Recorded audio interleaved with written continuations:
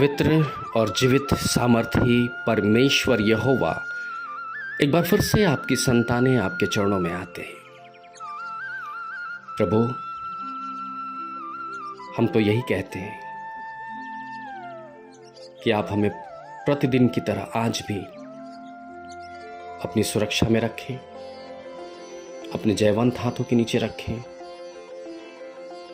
और प्रभु हमें पश्चातापी आत्मा दें, ताकि हम प्रभु अपनी बुराइयों से विमुख होकर के एक पवित्र जीवन जीने के लिए आपके पास आए।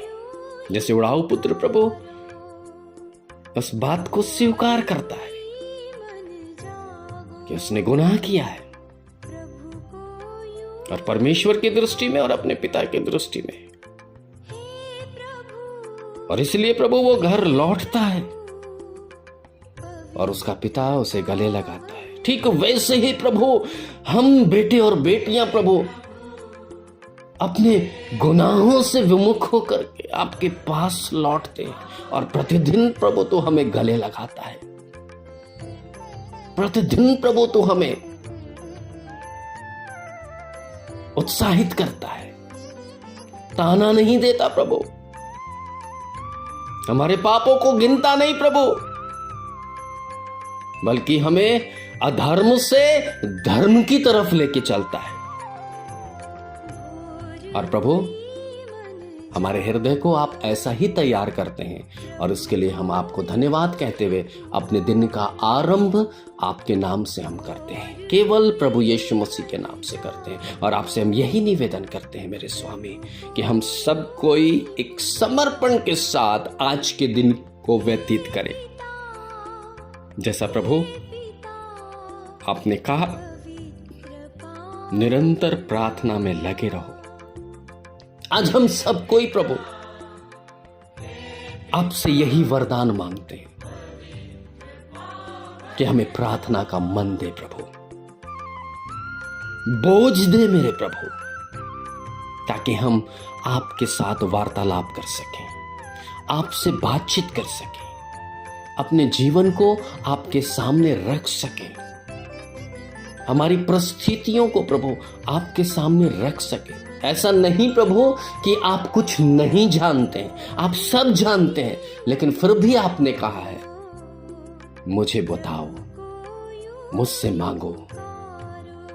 और प्रभु ये हमारे लिए एक बहुत बड़ा अवसर है प्रभु कि हम अपने परमेश्वर से बातचीत करते हुए अपने हाले दिल को कह सकते हैं, हम अपनी बातों को कह सकते हैं। आप हमारे हर एक बात को एक मित्र की तरह शांतचित्त होकर के सुनते हैं और जिनकी जैसी आवश्यकता होती है वैसे प्रभु उन पर अपने प्रेम को प्रकट करता है। और आज भी प्रभु, आज जितने भाई बहन बेटे बेटियां जितने भी लोग इस प्रार्थना में शामिल हैं, हम आपसे यहोवा परमेश्वर यही कहते हैं कि हमारे मन को साफ और पवित्र कर दे। आज इस मन, शरीर, आत्मा, प्राण में कोई भी शैतान की युक्तियां और चाल और धोखे काम ना करें।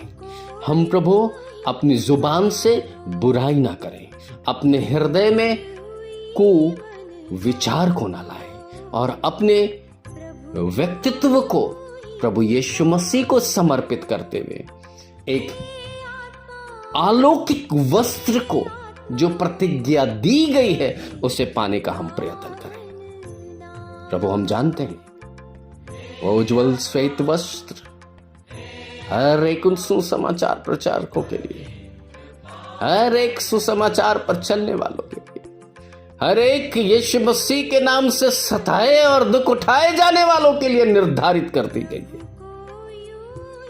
पिता ऐसा होने दे कि हम सब कोई प्रभु उस वस्त्र को पा सके, और केवल वस्त्र ही नहीं, जिस जीवन के फल को आदम हवा नहीं खा पाए प्रभु वो हमें मिलेगा। और इसलिए प्रभु हमें इस जिंदगी के सफर में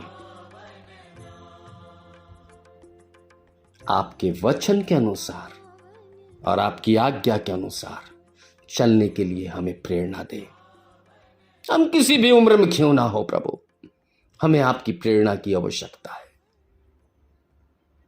हमारे मन को, हमारे चित्त को अपने वचन और अपनी व्यवस्था पर लगा स्वामी, ताकि हम आशीष को पा सकें। हमारे जीवन के अंदर प्रभु आपका प्रभाव दिखने पाए। बीमारियां आए लेकिन प्रभु वो हमें कमजोर ना कर सके। शैतान का प्रहार हो लेकिन प्रभु तू ढाल बनकर खड़ा हो। जीवन के अंदर परेशानियां हो लेकिन उसके आने से पहले प्रभु तू हमारी सुरक्षा अपने दूतों के द्वारा करेगा। हमारे जीवन के अंदर प्रभु उलझने आए लेकिन सुलझाने वाला प्रभु तू है। और इसके लिए प्रभु हमें आपके साथ संगति में एक दृढ़ विश्वास की आवश्यकता है। सो आज के इस सुबह में प्रभु हम आपसे यही कहते हैं, बीमार चंगाई पाए, निसंतान संतान पाए, बेरोजगार रोजगार पाए, निराशा में पड़े लोग आशा पाए और दुख और विलाप करने वाले ढाढ़स और शांति पाए। जो सुसमाचार के लिए जीवित हैं वो आपकी आत्मा अर्थात पवित्र आत्मा के दान से भर दिए जाएं। और जो प्रभु निर्बल हैं, असहाय हैं, दुखित हैं, प्रभु वो आपका सहारा पाए। जो प्रभु बुजुर्ग हैं उनकी सुधि अर्थात आप उनकी सुधि लेकर के उन्हें एक दृढ़ आत्मा में जयवंत रखें। और हम धन्यवाद करते हैं प्रभु कि तू हमारी प्रार्थना प्रतिदिन सुनता है। और इसीलिए हम उत्साहित होकर प्रतिदिन अपनी प्रार्थना निवेदन आपके पास लाते हैं। और आज की इस प्रार्थना में जो हमने कामनाएं आपके सामने रखी हैं, जो इच्छाएं आपके सामने रखी हैं, प्रभु उसे सुनकर प्रत्युत्तर दीजिए। यीशु मसीह के नाम से इस विनती को मांगते हैं, दया से सुने और ग्रहण करें। आमीन।